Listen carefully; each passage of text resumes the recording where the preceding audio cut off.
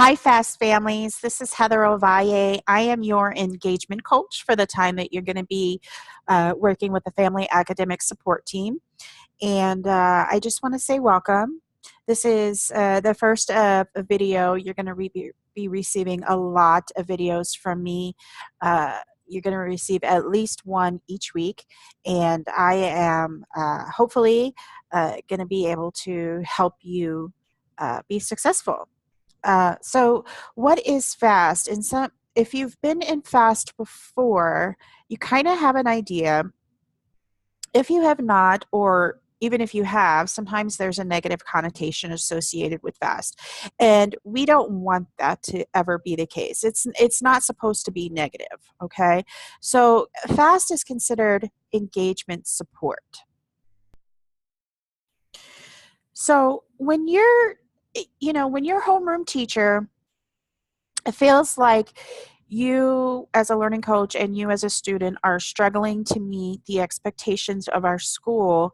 That's when they may determine to send you to the Family Academic Support Team. And with K5, you would meet with either myself, Heather Ovalle, or one of my team members, Mary Rose Patterson or Jenny Woodridge. We all work together as collaboratively along with the homeroom teacher to try and make this experience a really good one for you. So here are a couple of things that are misconceptions. So working with Arizona Virtual Academy, we are not a home school. Okay, that's huge. We are a virtual public charter school. We are mandated by state guidelines for any public school. Our students are expected to follow those guidelines, okay? We set a world-renowned curriculum. It is fast-paced, but we also can make modifications if necessary. So here we are, and my goal is to help you be successful within that forum. What does that look like for you? It's going to look like a weekly check-in session with me. It's a live check-in session. You're going to see multiple times listed on your um, daily plan. So every Monday through Thursday, you're going to see open office hours for me.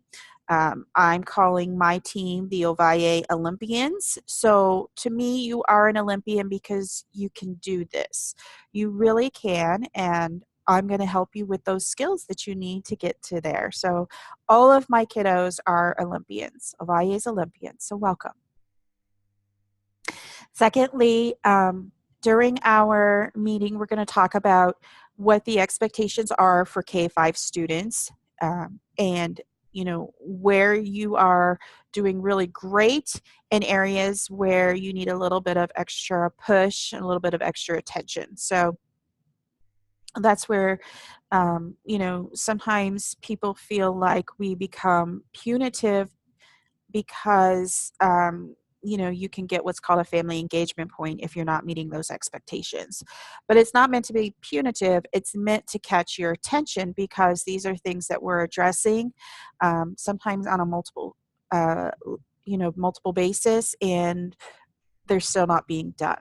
So it's all about meeting school expectations.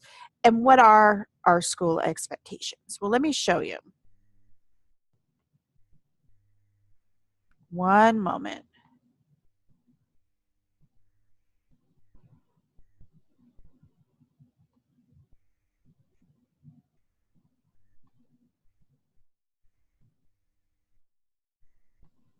Okay, so for K-5, our expectations are to communicate with your teachers.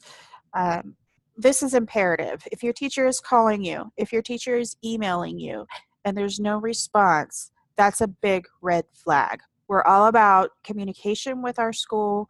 We're all about trying to make this as seamless a process as possible. And we absolutely have to have your cooperation and communication.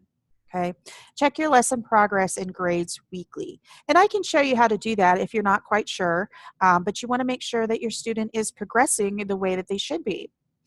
Watch for and complete all of the work samples. So here's what I'm going to say about work samples. Work samples are 50%, as high as 50% of your student's grade for that subject. So if you have a math work sample that's due, that could be as high as 50% of the math grade for that quarter. That's huge. So there's absolutely no reason why we should not be getting these work samples in on time. Okay, so for work samples, you'll want to go through your pacing guides. And if you're not familiar with a pacing guide, then we can definitely talk about that during our weekly live check-in session as well. But you want to note down the times and the dates that these are due so that you have that on your calendar, you have it on your forecast, you know when that's coming due so that you can get that submitted. This is, a practice that we want to get into the habit of, because as your students go into middle and high school, there's going to be some big repercussions for not submitting these work samples in on time. Okay. Complete any past due assignments. Any past due assignments are going to be reflected in your online school. It's going to show up as red, and you're going to see, when you open up your plan, whether it's your daily or your weekly plan, you're going to see a column there that says past due assignments. You want to make sure those are taken care of right away. You want to make sure that you're reading your school emails and responding as needed, of course. Okay, that's part of that communication piece. Completing all of your assessments when required. So we just completed our first round of Galileo assessments, those for math and the ELA, for the first quarter. These are going to be throughout the year. And as you know, or may not know, the Galileo assessments are not part of your student's grade. However, they are very important because they help your teacher understand where your student is academically. What are their strengths? What are the weaknesses or areas that they need to focus on? This helps your teacher develop an individualized learning plan for your student. So it's important that your student gets these done and in the time frame that you're given to do them. They can take up to an hour for each assessment. So you're looking at 2 hours that you want to carve out of your day or your week when these are coming due. Just know that they are adaptive. So for every answer that your student answers correctly, the assessment is designed to get harder. And eventually they may be answering questions for the next grade level, depending on, what their responses are. So keep that in mind. And we prefer that you don't help your students with these assessments. It's all about what they know. Okay, not about what you know, what about your student knows. Attending required classes daily, that's a given. If it says required, it's required. You have to be there. No getting out of it. If you know that your student is going to miss a required Class Connect session, you need to contact the teacher, preferably before that session is to take place, so that you and the teacher can work out an approved absence and an alternative plan. But again, communication with your teacher is key for that. Completing all online and offline work daily.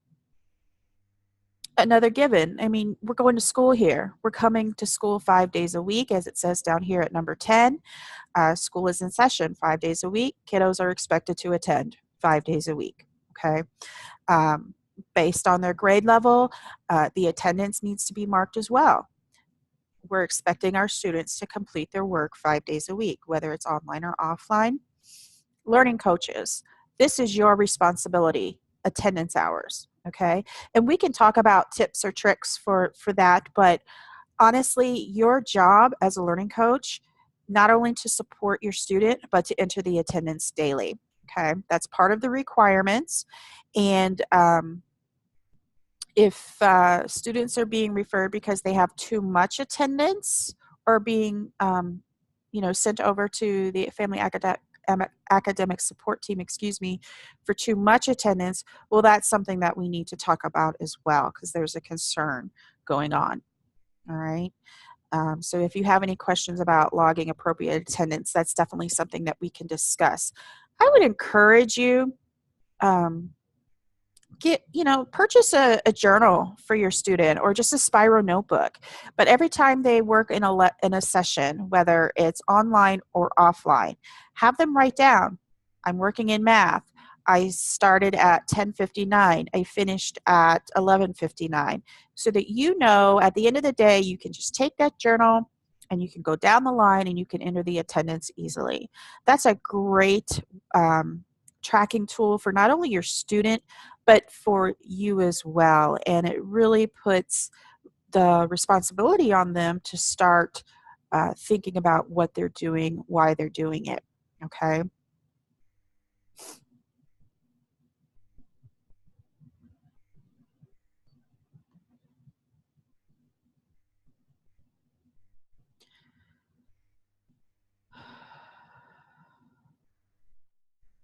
Okay.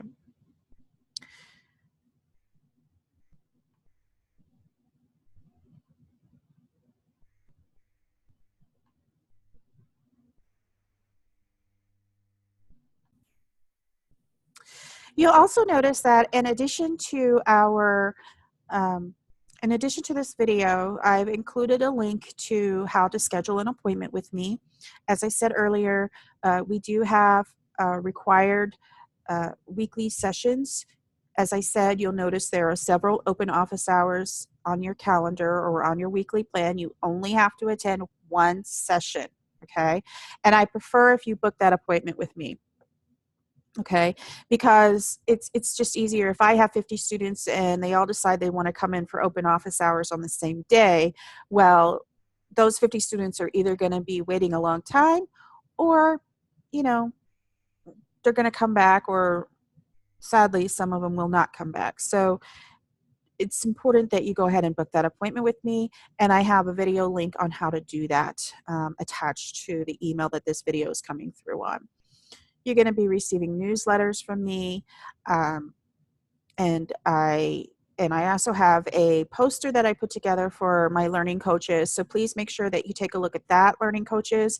It's tips for success, and some of my coaches have found it very helpful. So I'm very approachable. I do want to talk to you. I do want to help you. I want to know what's going on so that we can help you and your kiddo be successful. And I am just super excited that you happen to have fallen into my classroom. And so hopefully it'll be a good experience for you. Again, Heather Ovalle, and you'll have all of my contact information along um, in the email where this video comes through. Thanks so much. I look forward to talking to you real soon.